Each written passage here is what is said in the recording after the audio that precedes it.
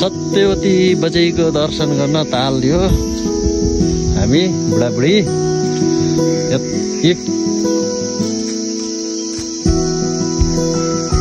यता मेरो बुढी, हामी यहाँ बुढाबुढी भएर सत्यवती बजैको दर्शन गर्न आएका छौँ। यो ताल हो सत्यवती बजैको। यो चारैतिर पहाड छ, पहाडको बिचमा रहेको यस्तो ताल तलाउ होइन, सबै पहाड छ यतातिर। पुरै घना जङ्गल पहाड, त्यो बिचमा ताल, यहाँ मन्दिर हाम्रो सत्यवती बजै।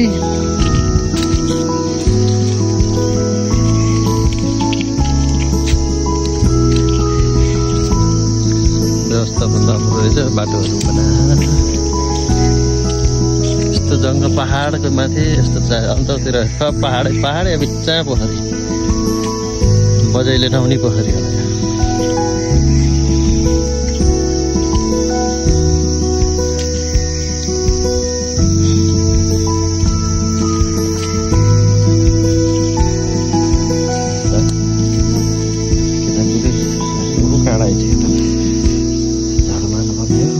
सबै खिच्दिउँ न एक राउन्डमा। यो लगाएर देखाउने त यस्तो रहेछ।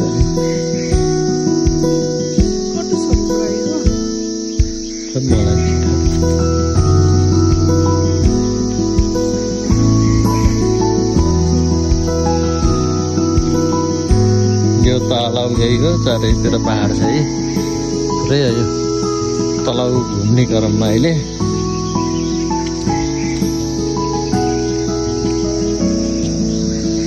घना जङ्गल छ है, पहाडै पुरा।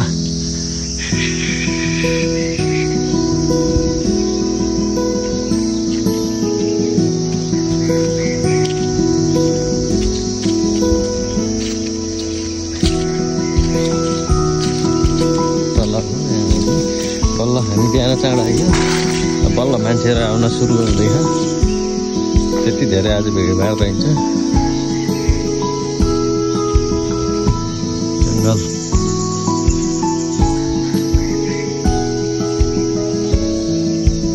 तालको पानी सुक्छ कि नै होला?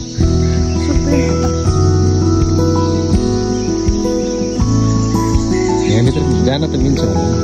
त्यो लिङ्गो ल्याएर यहाँ आइज यस्तरी जाने।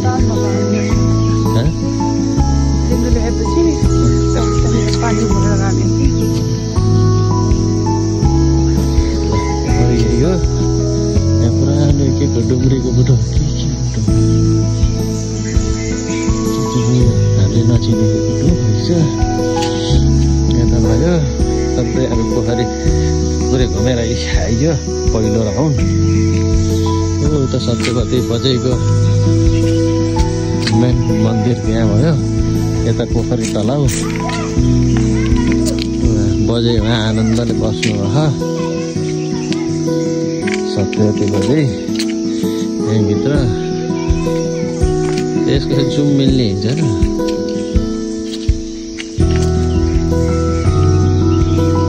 यो चाहिँ सत्यवती बजैको मन्दिर।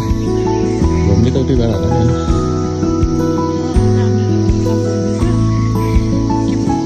यहाँबाट ल यही हो बजैको मन्दिर।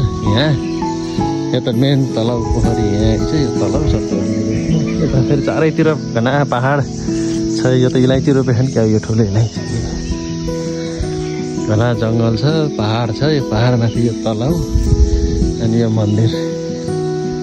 ल यति हो यहाँको विशेषता। हामी यता माथि बोका काट्ने ठाउँ हो, माथि यहाँ यो मन्दिर भयो। यहाँ बजै बस्ने यही छ।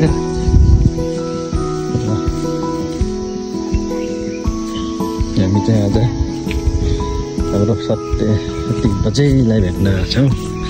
भेट त हुन्छ गर्न है। जय बजै। ल अच्छा ल मन्दिर चाहिँ यो मेन होइन, यहाँ मन्दिर।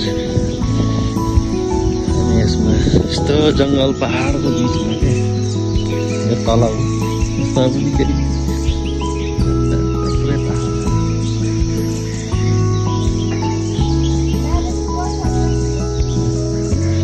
यहाँ तलाउ, यत्रो तलाउ छ।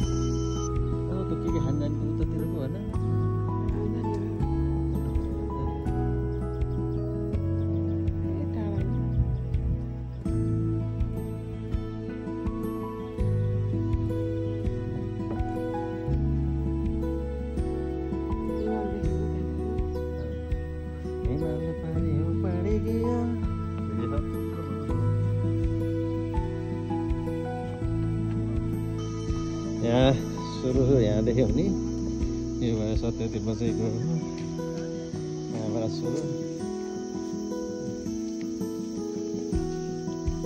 यो मेन पोखरीको चाहिँ 3 राउन्ड सके नसके 1 राउन्ड लगाउनु पर्ने चाहिँ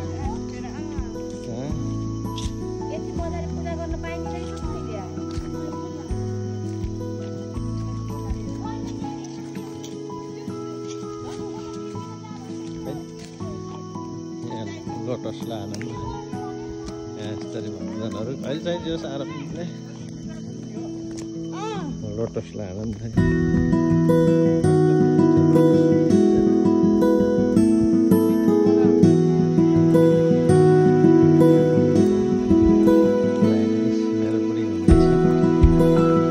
र साथमा म पनि हाजिरी भइराखेको छु साथ दिइराखेको छु बुढी आसमा 7 बजे